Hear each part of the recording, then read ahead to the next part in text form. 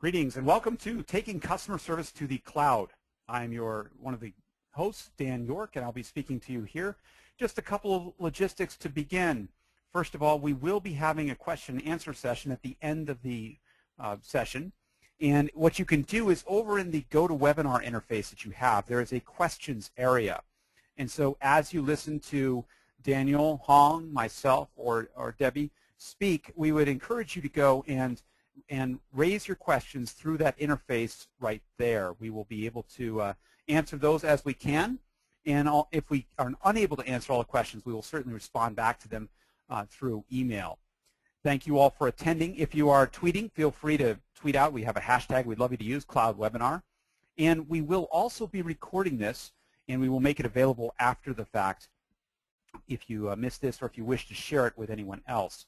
Before we get started, and I pass this over to Daniel Hong, I would like to just put up a little poll just to get a sense of what our audience is all about right now. So if you would just take a moment and answer this poll. Are you currently having a cloud-based solution? Are you considering one, evaluating one with no real plans, or if you have no interest? And we put that last one up there, although if you have no interest, I'm not quite sure what you're doing here.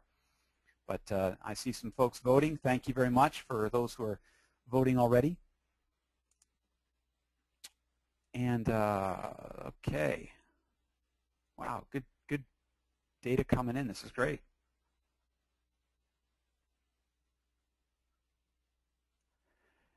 All right, 10 more seconds. Okay, I'm going to close the poll off there. Now, if you'd like to see, I could share the results with you, and you could see some of the results that have come in. So we have a split between folks who currently have it and those who are considering and evaluating. So good interest, good info. So let's pass this along now, and I will turn it over to Daniel Hong, Lead Analyst with Customer Interaction at Ovum. So Daniel, the show is yours. Great, thanks, Dan, and hello, everyone. Good afternoon. Those results were certainly interesting. And it's really in line with how we're projecting the market and all the activity that there has been in the industry today. Well, today I'm going to present on taking customer service to the cloud, and more specifically the ins and outs of cloud-based speech self-service solutions, the trends shaping the customer service market, and also discuss customer service from the lens of today's consumer. And then from there, I'll talk about Ovum's findings from its latest research in the area of cloud-based speech self-service solutions, which will provide you with a sense of how vendors rank in North America. And then I'll conclude with Ovum's strategic recommendations for those enterprises that have deployed or are looking to deploy speech self-service solutions in the cloud. To begin, what's going on in today's market? You've all heard the terms social, mobile, experience, and cloud being overly used in almost all aspects of the tech world. But when you combine these forces in the market, it tells a compelling story and reveals what is to come moving forward. So servicing consumers in a world where the frame and basis of customer engagement is rapidly shifting really presents one of the biggest challenges for organizations. With the consumerization of IT taking root, implementing a successful customer service strategy means enterprises need to look beyond traditional measures and explore how they can service customers on the customer's own terms. So social. With the phenomenon of social media, customers have essentially unlimited access to information that they can share with the large digital communities in the world. And let's not forget that with the growing sphere of customer influence in today's viral Web 2.0 world, it's clear that customers are increasingly dictating how they want to engage with businesses as a customer. The mobile perspective. Well, smartphones, essentially. That's what this mobile is all about. It essentially provides customers with access to voice, to email, to web, SMS, and video. And it's rapidly displacing the mobile feature phones in the United States. In fact, 75% of mobile phones shipped in 2015 will be smartphones. And this means the customer is even more connected with the enterprise and can opt to interact through a single or multiple channels very easily. Experience. Well, now also keep in mind that the rate of commoditization for products and services is accelerating because of globalization. And given this, customer service right now is becoming more of a tangible differentiator and performance motivator for enterprises in the U.S. So Customer expectations of service, price, and delivery is rapidly changing, and enterprises get this. In fact, customer retention is a primary goal above all else for enterprises doing business in the U.S., and therefore it's all about customer loyalty. And to provide a frame of reference, poor customer service costs businesses in the U.S. $83 billion, and this is the figure that we came up with, we calculated 2 years ago. And finally, there's cloud. Essentially, cloud is changing the way products and solutions are created, delivered, and priced. So processes are changing, and the cost advantages of cloud can no longer be ignored by enterprises. In the context of speech self-service, the inflection point has been reached, and that inflection point is premise-based versus cloud. So enterprises spend more on new cloud-based speech self-service solutions than that of premise-based systems today.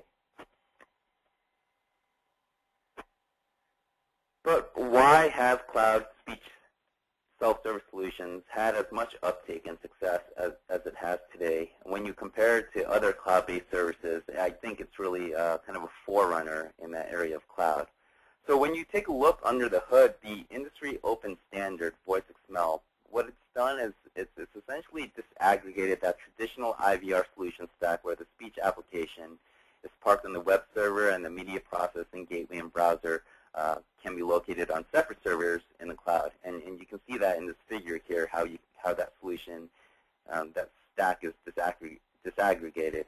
The separation of these components essentially introduces new open, hosted, and premise-based managed services deployment models for enterprises.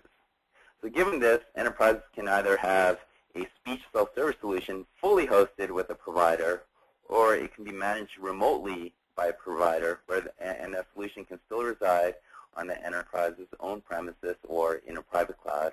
Or they can engage in hybrid premise-based managed services models where the enterprise manages and owns either the application or the IVR and backend routing. Essentially, if they own the application, then the IVR and backend routing can be provided by the hosting provider, or vice versa, the enterprise manages their own IVR and the speech application is managed by the provider. So this deployment flexibility is key for enterprises embarking on a cloud-based strategy for customer service because it essentially provides a multitude of options. Now for the rest of this presentation, just so there's no confusion, I will be using the term hosted interchangeably with the cloud.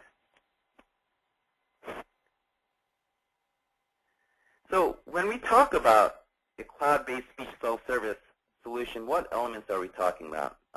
Although this here is a simplified view, there really are just two major components of cloud-based speech self-service solutions, and those are the hosted IVR platform and the hosted speech application. Now, both the application and platform will have integrations with CRM databases. The IVR platform will go a step further with integrations and integrate with ACDs and switching platforms and typically have service creation environments and support for ASR engines as well. How an enterprise can choose cloud-based speech self-service solutions today is either by choosing one vendor, the one-stop shop approach that provides both the IVR platform and speech application, or they can go to the best-of-breed route by choosing a hosted IVR platform and a speech application provided by another vendor, who's typically a partner of the hosted IVR platform vendor. Of course, an enterprise can also go with a one-stop shop approach and work with other vendors for other speech applications too. So there's a lot of different approaches to how they can go about investing in and purchasing in a hosted service. Now from a trends perspective, there are different things that we're noticing at Ovum for hosted speech applications and hosted IVR platforms. In the application space, the value of the speech self-service solution today really occurs at the application level, and this is because it's a primary customer touch point. The application has to run at an optimal level and work in concert with business intelligence on CRM data in order to provide an accurate and capable interface that customers can use effectively for self-service or routing. A bad experience with the self-service application is going to reflect very poorly on the enterprise and can cause customer backlash and potentially churn. Now, of course, within all this, the IVR platform is still inextricably linked to the application performance.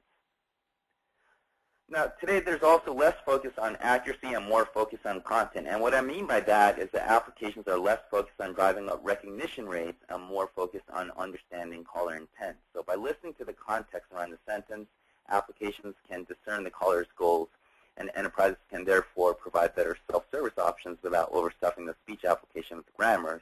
And this was the traditional way to boost recognition rates in the past.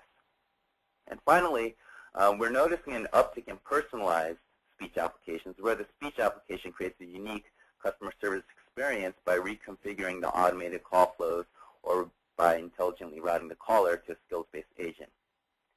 Now, on the IVR platform side, on-premise IVR platforms have become a commodity in recent years, but the cloud-based IVR, the hosted IVR, is still seen as a valuable service, and this is because the platform, and for many providers, they provide a platform that's continuously improved with new features and functions, and the performance is also improved, and this helps drive greater value to the enterprise. So version upgrades and access to continuous improvement is not as easy to come by for on-premise deployments. We're also noticing the cloud-based IVR market consolidate, which essentially shows signs that the hosted IVR will be commoditized in the next few years. So for example, in the last few years, Convergys acquired Intervoice, Voxeo acquired Voice Objects, West acquired Tuvox, and also West acquired Holly Connect. So there's a lot more consolidation in the market, and that kind of shows that there's the market has hit kind of point of maturity. And over the next few years, we believe hosted IVR will become more commoditized. And finally, hosted IVR providers used to be focused on telephony. They still focus on it, but they're also branching out into hosted customer communications. And in doing so, the vendors, the providers of hosted IVR, essentially are now beginning to manage multiple customer touch points and self-service applications, and essentially are becoming more strategic assets for enterprises today. Vendors are also beginning to stretch their capabilities in order to provide a more comprehensive set of tools and applications that can service consumers beyond providing an advanced speech interface. And this is really necessary as enterprises, they're very keen to address customers' ever-increasing demand for choice, and the hosted providers today are increasingly making inroads to offer self-service in multi-channel, including SMS, email, outbound, social media, and mobile environments as a cloud-based service. Now, shifting gears here, let's talk about frustration. So we did a survey at the beginning part of this year of over 500 consumers in the U.S. on their preferences for customer service. So what are the most frustrating aspects of customer service? Our U.S. survey shows that the top 3 most frustrating aspects are customer service reps are difficult to understand due to accents or language barriers, inability to access human agents when the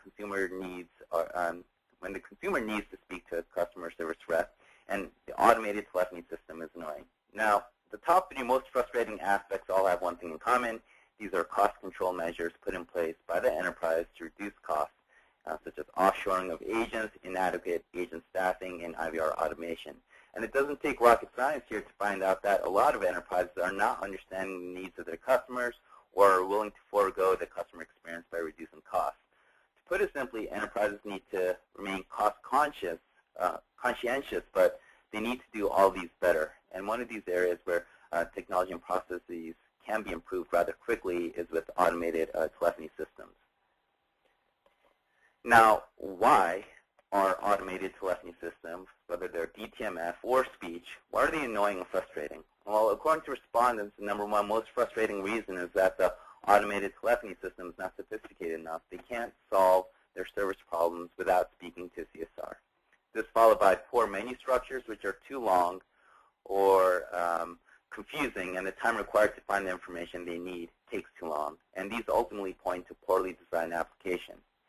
Finally, just over 30% of respondents said the automated telephony system doesn't route them to the right CSR with the right skill set.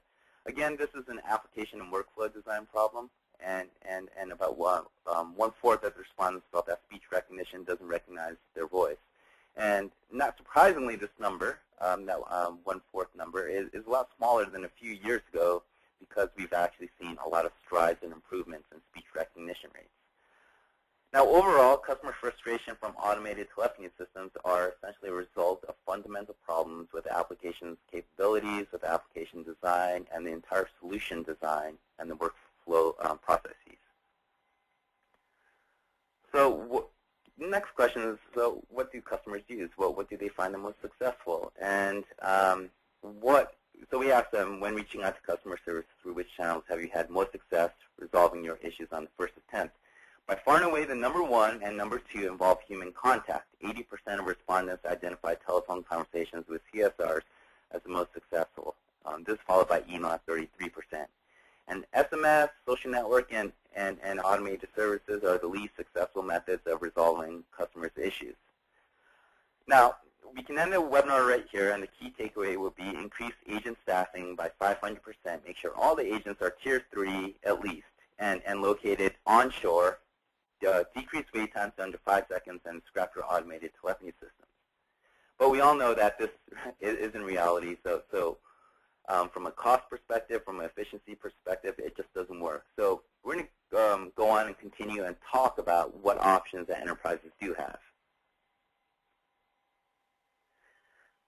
Now, before we move on to the cloud-based alternative or option, I wanted to talk about what the net of all of this is. So when you combine all the survey results, when you combine our industry observations and our research, what's the net of it at all? Essentially, automated telephony systems, or the IVR, has reached a crisis point. Customers are frustrated with what's out there, and enterprises essentially need to make changes to their IVR assets.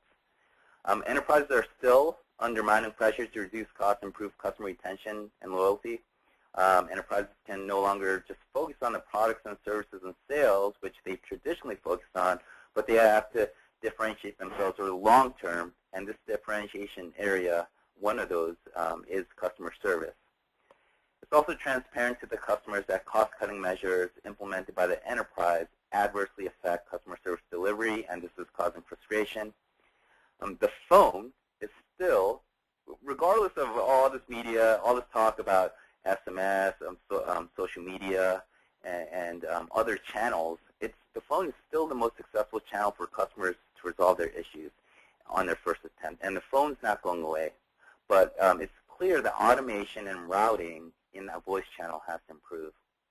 So in today's day and age, where there are multiple ways of reaching customer service, given the proliferation of computers, smart devices, and social media, the phone channel, in some cases, is now becoming the last resort for customer service if those people can't resolve issues using other channels. And this essentially means that enterprises need to get automation right in the phone channel, or routing right in that phone channel, or risk more customer frustration and potentially churn.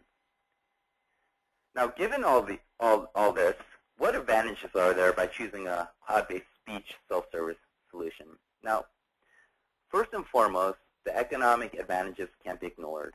Moving from the CapEx to the OpEx, the pay-for-drink type model is really something that's more economically palatable today for enterprises than the large capital expenditure projects that you need for premise-based deployments in the past.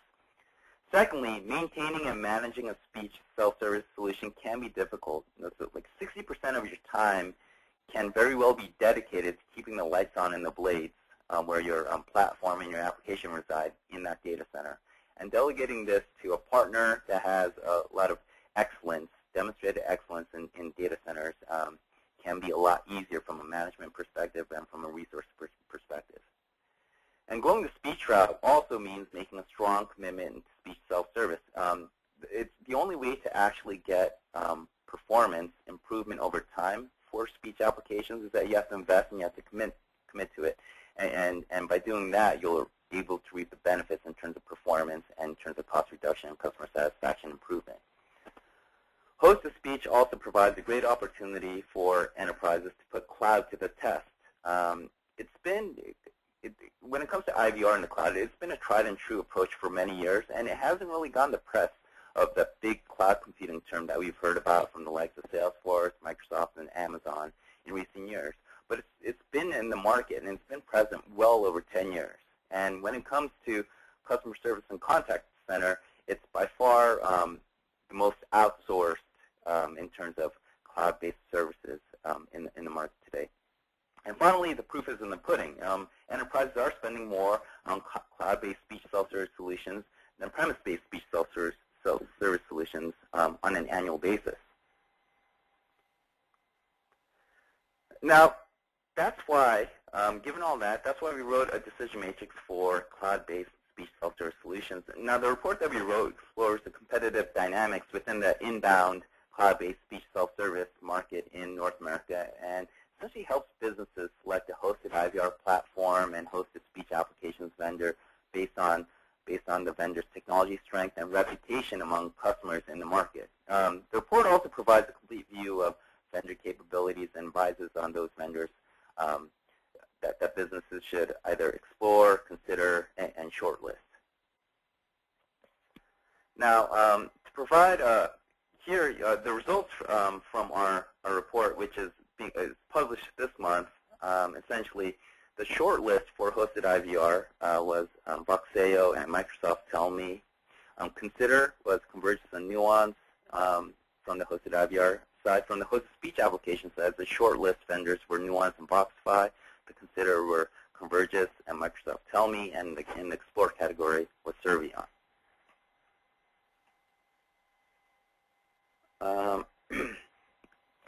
Now, to provide a better graphical representation of how the hosted IVR platform vendors stacked up in our study, here's the comparisons chart. All four of these players in this slide are leaders in many regards compared to other vendors that didn't fully participate in our report and therefore are not represented in this chart. But among the providers of hosted IVR platform services, Microsoft, Tell Me, and Voxeo are shortlisted, as I talked about earlier. And that's because each respective vendor's combined rankings in technology assessment and customer sentiment are the highest. And they're recognized as leaders in the hosted IVR platform services for customer service in North America for the 2010-2011 timeframe. Nuance and Convergence are the primary challengers for cloud-based IVR platform services, and the vendors' platforms have some significant merits and could find themselves on the short list in the future, especially as they expand some of their platform features, data integration, and administrative capabilities. Now, to give you a little bit more color on how we came to these results, each of the participating vendors have what we call radars, and that's included in this slide here. And these radars are also included in their report profile. So end-user sentiment scores were derived from an independent survey of the hosted IVR decision makers and practitioners that have developed or have formally evaluated hosted IVR. And this serves as a direct gauge of a vendor's market perception. The respondents were asked to rank the vendor across each of the areas such as product quality, vertical specialization, services capabilities, everything there you see on the left.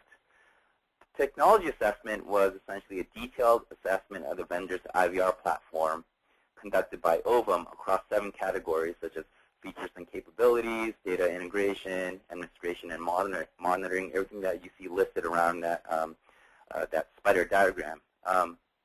So in this slide you see Voxeo's radars. Its scores are represented in blue, in the blue shade. The red dotted lines are the average scores across the hosted IVR vendors, and the gray dotted line represents the maximum category scores a vendor received in each area. So that's that Voxeo actually had the highest overall scores in technology assessment and end-user sentiment. Its hosted IVR platform in our decision matrix received top ratings in features and capabilities, administration and monitoring, and tied for top scores in production support services and vendor strategy. Now, as I talked about earlier, a cloud-based speech self-service solution consists of the hosted IVR platform and the hosted speech application. So here we show the hosted speech application vendors in the report. So before was a hosted IVR platform, now it's a hosted speech application vendor. So Voxify and Nuance were the leaders in the hosted speech applications portion of our report. Servion had very high customer sentiment scores, but Voxify and Nuance were very close in that area as well. And essentially, what we see, what distinguishes Voxify and Nuance over the other competitors in the market, is that they have notable technological expertise developing and deploying complex host-to-speech applications for customers across a wide range of verticals. Convergence and telomere are the primary challengers.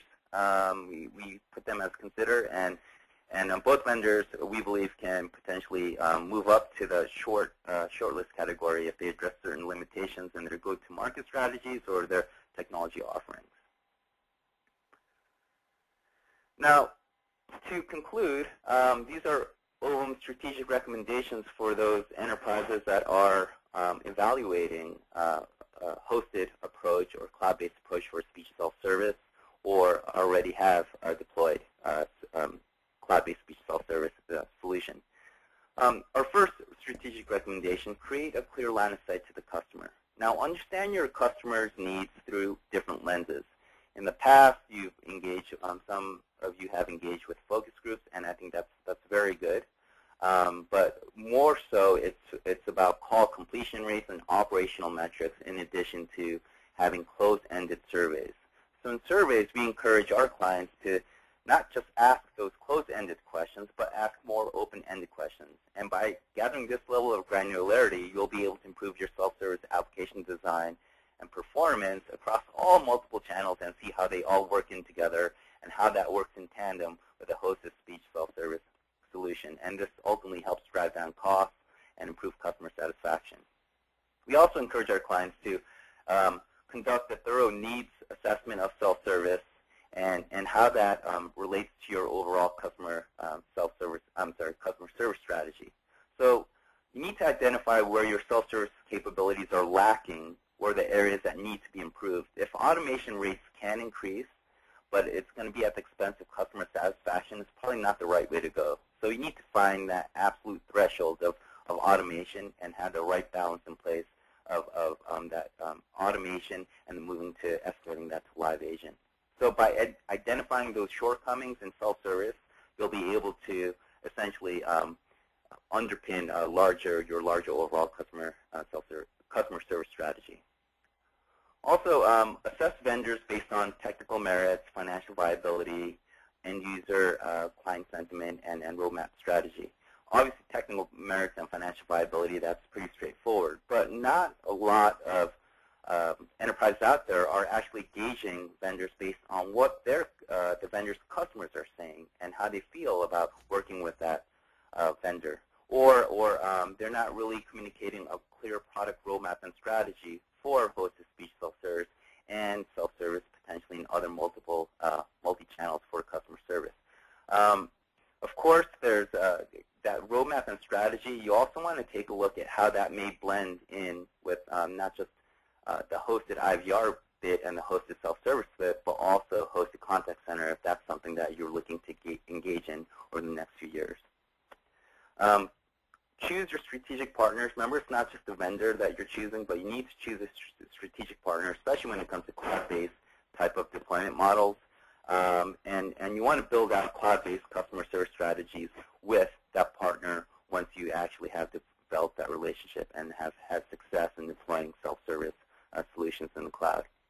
Now, remember, overall, that technology alone is not enough to improve the customer experience, but it's really just one component of that overall strategy that encompasses process optimization and process reengineering.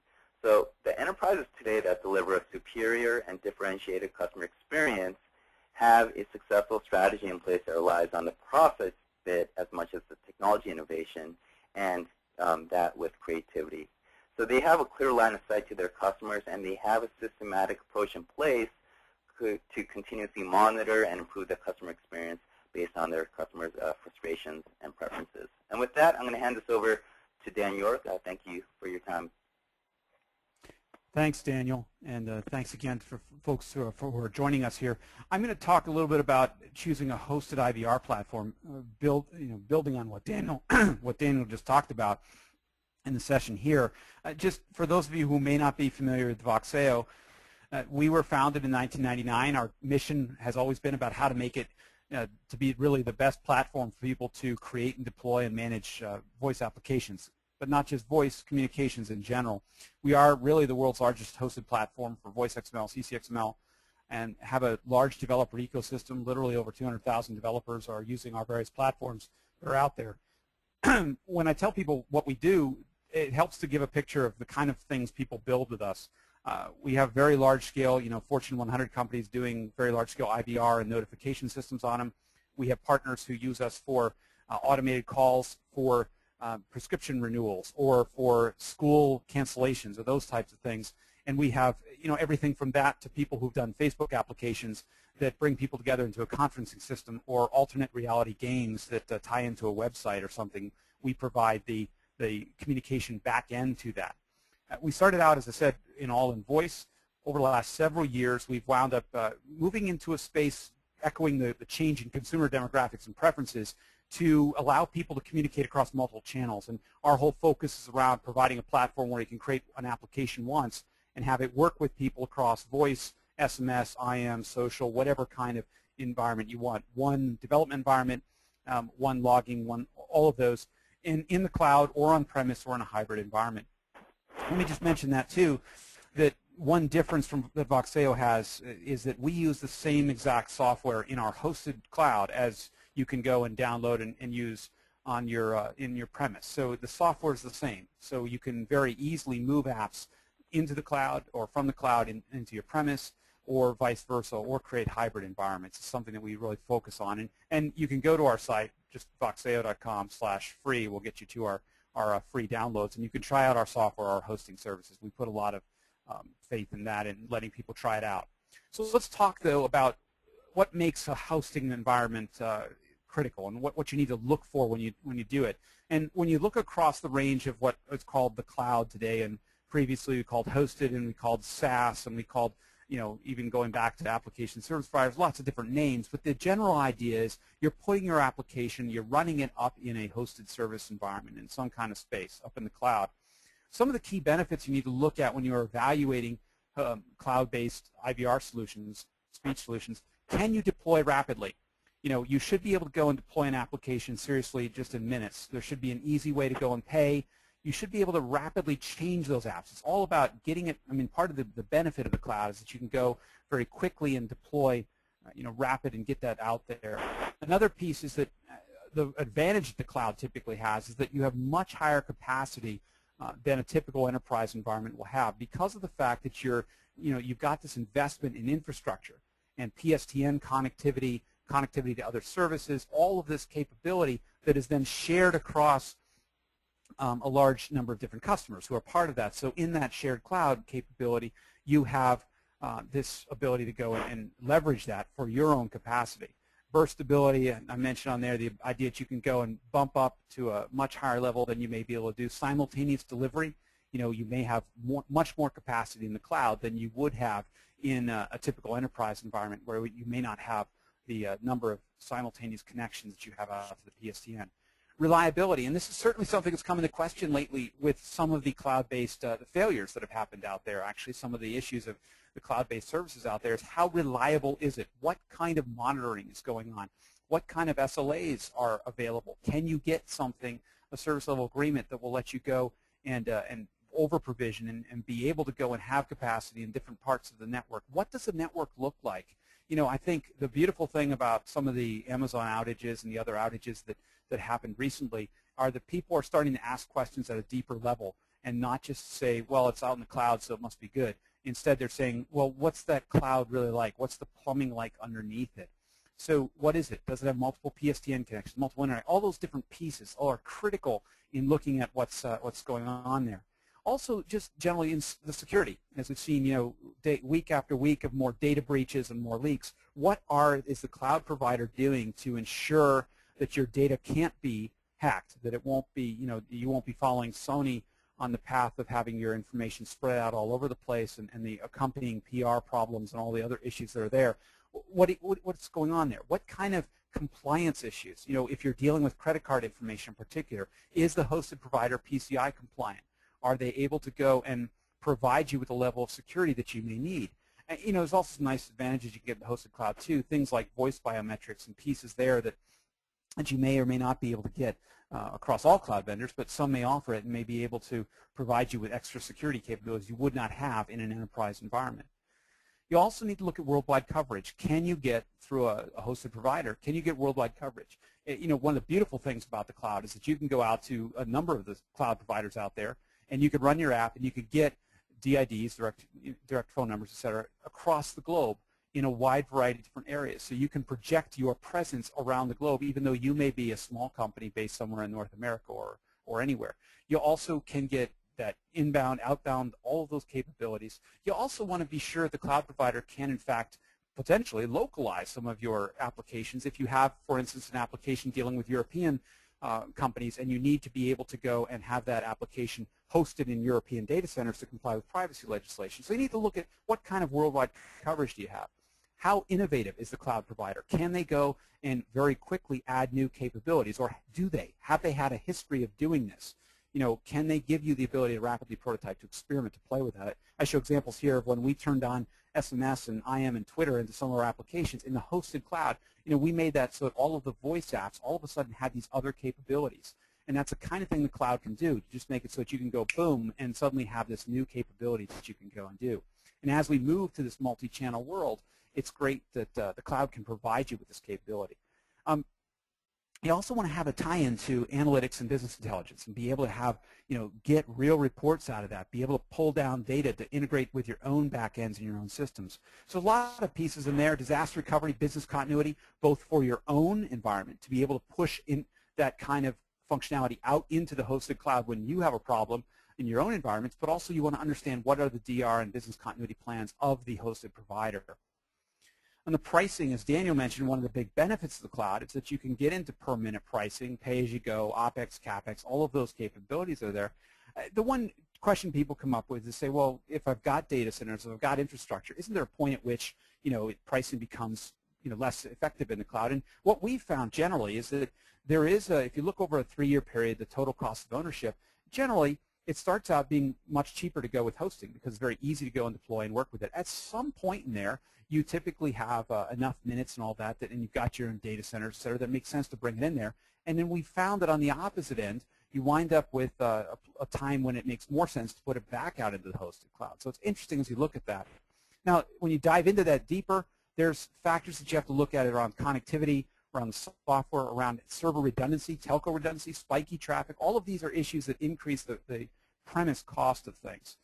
So it does, though, I mean, one of the things you can do is create hybrid environments where you can have, you know, your regular traffic going through your premise environment and then have failover or overflow out into the hosted cloud. And again, that can be really interesting aspects for business continuity or DR. Also, one of the interesting aspects is you can connect cloud-based solutions into your premise solutions that you may have and use it as a way to go and add on new functionality. So we have people, for instance, adding SMS and IM and Twitter-based solutions into their existing contact center through using a cloud-based solution for just that piece of it. So I'm going to leave you with a couple of lists of questions that I'm not going to cover here, but they'll be in the slides for you to take a look at. But, you know, can you get better capabilities, deploy faster? Are you locked in to the cloud provider? And this is an important question to think about. Can you take the applications to deploy to a cloud vendor? Can you take them and rapidly deploy them to your premise or to another cloud-based vendor? It's a key component people need to think about, because so often these days you could wind up with a situation where you're actually winding up in a worse case because you're locked into that particular vendor's solution. There's also a large range of questions about security and that we've talked about here, and I'll leave this for you folks to take a look at in the slides afterwards. So with that, I will say thank you for listening, and I will turn it over to Debbie to talk about application development.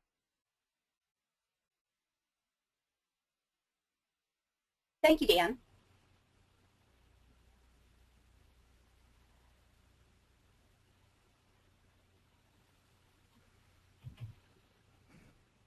I'm not seeing my slide change, sorry. There we go. Thank you very much.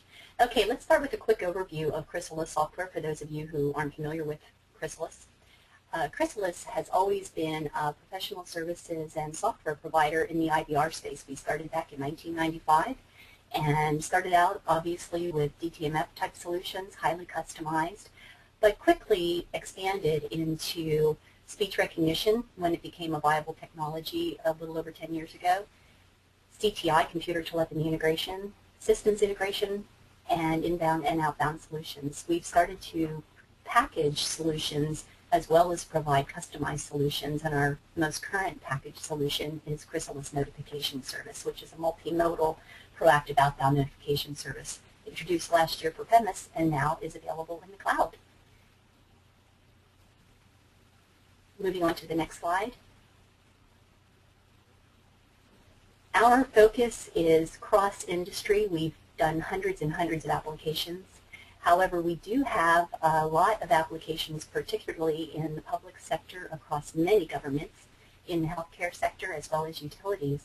I've shown a couple of quotes here, and if you'd like to get more on these stories, you're welcome to go to our website at www.chrysalis.net and read up on what our customers have to say about us.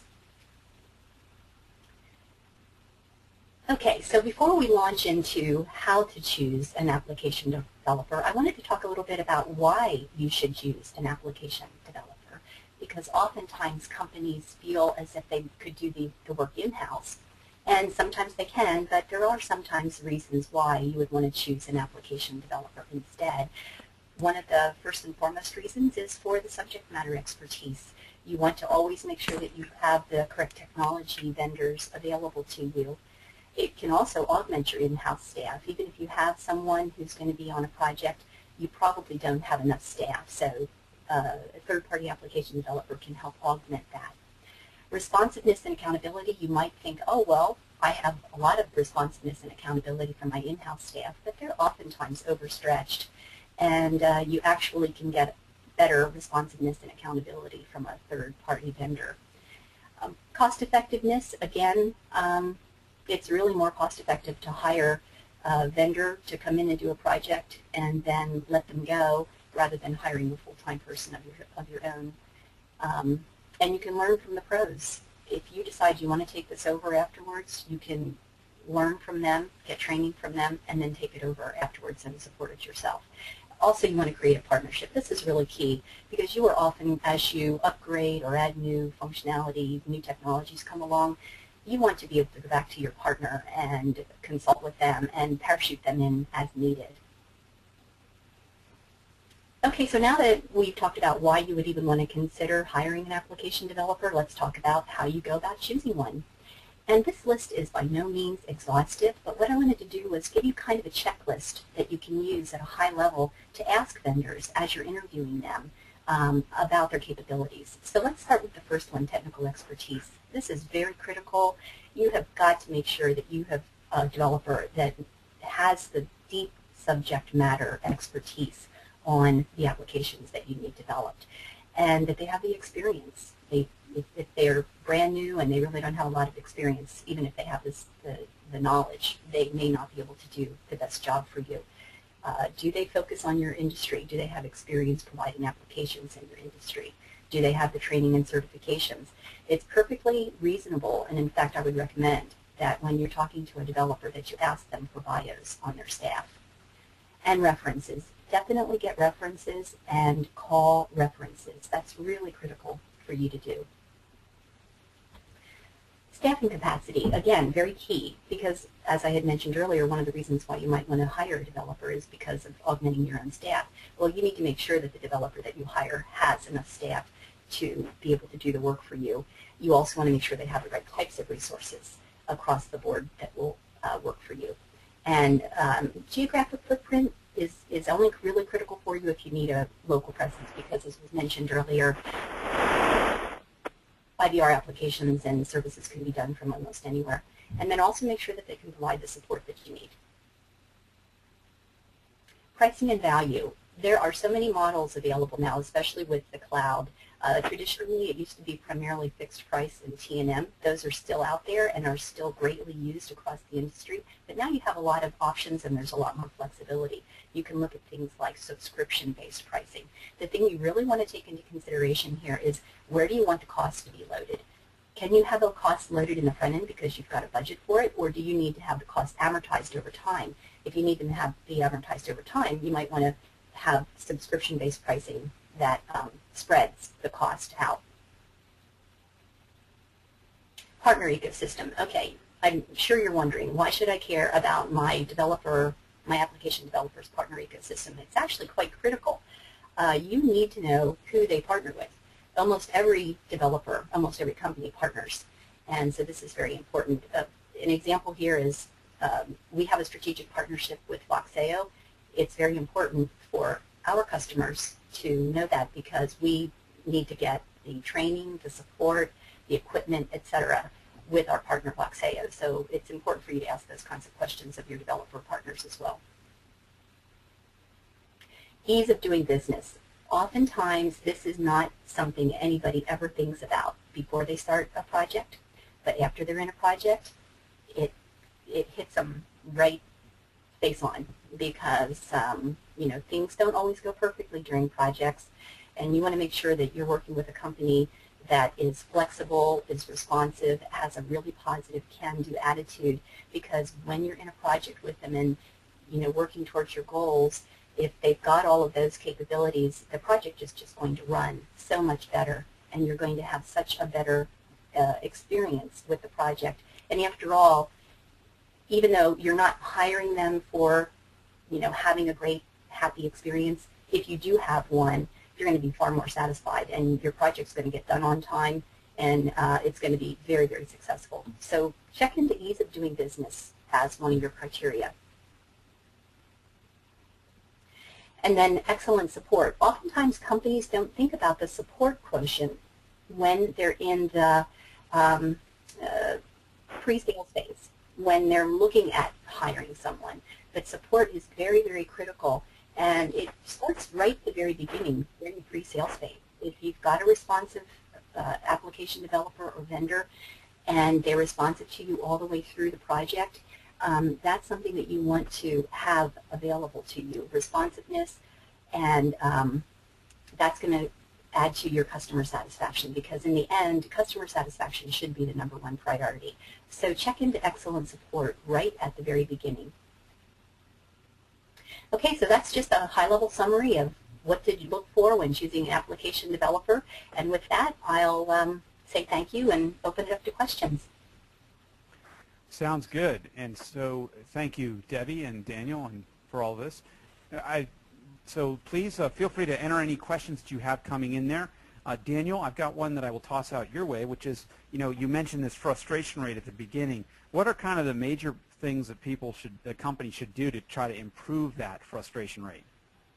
I would say really engaging with the customer to find out what the preferences are. Kind of one of my strategic takeaways were to not only go beyond what you've traditionally done in helping map out what the customer's needs are, ask more open-ended questions, be a bit more proactive, have a little bit more focus groups.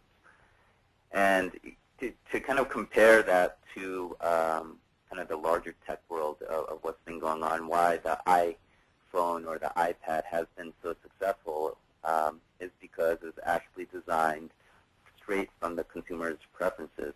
It was a blank slate, and they designed that around what the customer's needs were and what they wanted. And from there, that's how this device came about. I think you can transfer that into our world of customer service and start designing customer service agenda around the specific customer's needs, as opposed to just putting a Band-Aid on the ever-increasing cost and cost challenges, the mounting, rising pressures of cost and competition, but really kind of focus on customers to drive customer retention and customer loyalty. Yeah, and I certainly think I agree with you on that. And when you get to that frustration of automation, et cetera, you know, you can build really amazing speech apps and IVR apps, or you can build really frustrating ones. It really matters so much in how you create that application or how you apply that automation appropriately. Debbie, a question for you. When you're looking at an application provider, how much do the tools matter, the sync between the tools you're using versus the tools that a customer's using? It's very, very critical, actually, because you really want them to be complementary, if not the exact same. Obviously, it's best if they are the same, but if they're not, you at least want them to be complementary and that they don't conflict.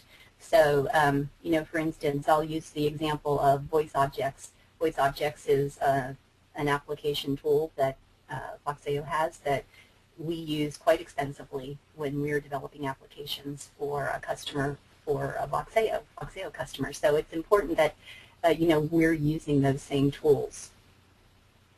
Yeah, it's good. And I think, and you're right on that. And so I guess in the discussion with the client, part of that is part of that due diligence is looking at the application developer and saying, do they have the tools that match with what I'm doing and all that. Correct. Yeah, so I got a question here, which is how can hosted IVR platforms work with unified communications or UC systems? And I'll take that one, which is to say that one of the things that we've got now is we have this whole move to IP-based communications. And we've looked at new contact centers, new PBX systems, all those things are all coming in as IP. There's very little TDM, traditional PSTN type connectivity going out there. So much is happening with IP. And so when you're looking at a hosted platform, one question to look at is, can you use IP communications to communicate with that platform? Because if you can, then yes, you can connect into UC systems or into contact centers. We've had an example where we'll have some customers that we have a customer who built customer satisfaction surveys, and what they'll do is in the contact center environment, they'll go and they'll make a SIP connection out to our hosted IVR platform. They'll send along in custom SIP headers. They'll send along information about where in the workflow it was, agent identification, other different kinds of information. That'll be used on our end potentially to personalize that application. The application will execute, collect its data, all of that, and then it can again use a SIP connection to pass all that back into the call center, into the applications that are running there, and be able to do that. So you've done all of that without ever coming into the PSTN. It's all just happening over IP communications, and being able to do that give you a rich integration, which then can feed back into data warehouses and analytics and all that kind of stuff. So one of the criteria should be looking at whether a hosted IVR platform can give you the kind of IP integration that you're looking for. Daniel, another one for you, which is, all this talk about the cloud is great, but what about the dangers? What are the main concerns that people should be worried about? Sure. I think that there's a lot of ways to look at it. Obviously, there's SLAs. It's really important that the SLAs are at least three nines, but we have seen some vendors. Actually, Voxeo does provide a 100% uptime guarantee, as does some other vendors in the market. Actually, just one more other vendor. But aside from the uptime guarantee and performance, there's control. A lot of the IT decision makers, a lot of the IVR teams say they are afraid of losing control over the application. So this is more so the case about 4 to 5 years ago. But if you take a look at all the offerings amongst all the hosted IVR providers, a lot of them have some pretty slick service creation environments and provide tools for the enterprise, for the customer to actually start developing and making changes to have more control over the IVR platform or their application as well. And also we're noticing this with speech application developers empowering their enterprise customers with the ability to make certain changes to the speech application as well, as long as it doesn't damage the entire speech application. So the net of it, the two primary concerns, number one was the performance and the service level agreements. Number two was the ability to manage, to lose control, but now they can manage. And of course, number three is privacy and security. And Dan, maybe you can touch on that a little bit more in terms of what you guys are doing.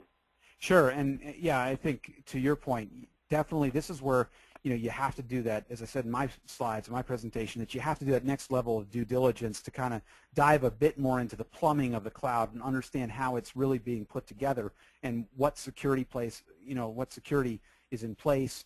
Now, if you don't have the time to do the due diligence, there are check marks you can ask about there. One of them being PCI compliance, which is basically is your cloud environment PCI compliant, meaning that it's MasterCard, Visa, et cetera, have approved it for the storage of of credit card numbers and things, and that's a checkbox you can use to try to get a sense of how secure something is. But it is diving into that, finding out what are their security things, and people have gotten a lot more sensitive to this. I look at the RFPs we're getting, and we're getting 45-page documents on security, which we're glad to answer those kind of things because we think we have a good answer around that. But those are the kind of things you need to go to. Maybe you don't need 45 pages, but you need to ask a lot of those kind of questions. Some of those I put in the slides there.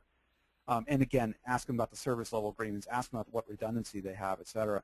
If we had a question come in here, it says, do you think a concept like cloud computing could be really helpful in a country or a region like Africa where there are bandwidth issues? I have a comment, but Daniel, do you want to? Funny thing is, our company, we're actually going to be hosting a conference there specifically on cloud computing and data centers in Africa. Seriously? Yeah, in the next coming months. Well, I don't have enough this insight. question, by the way. This was not a setup. I really can't comment there. I do know, like in the past, when they tried to do telepresence, just simple video conferencing in Africa, that was problematic because of bandwidth issues. So I would assume that would be a problem.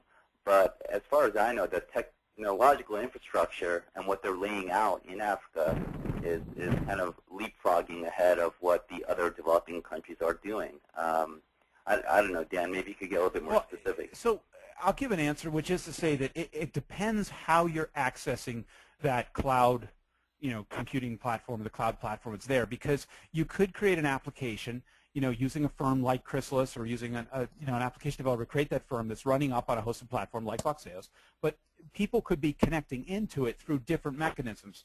So for instance, it might be a self-service applications providing, I don't know, let's just say order tracking or something like that. And you could use it with where you may not have necessarily the bandwidth to come in over a web interface. You could come in through SMS. So you could be sending text messages that are there, or if you had limited connectivity, maybe you could do IM or even Twitter or something. I mean, you could do some kind of mechanism that uses a low bandwidth connection to get in there.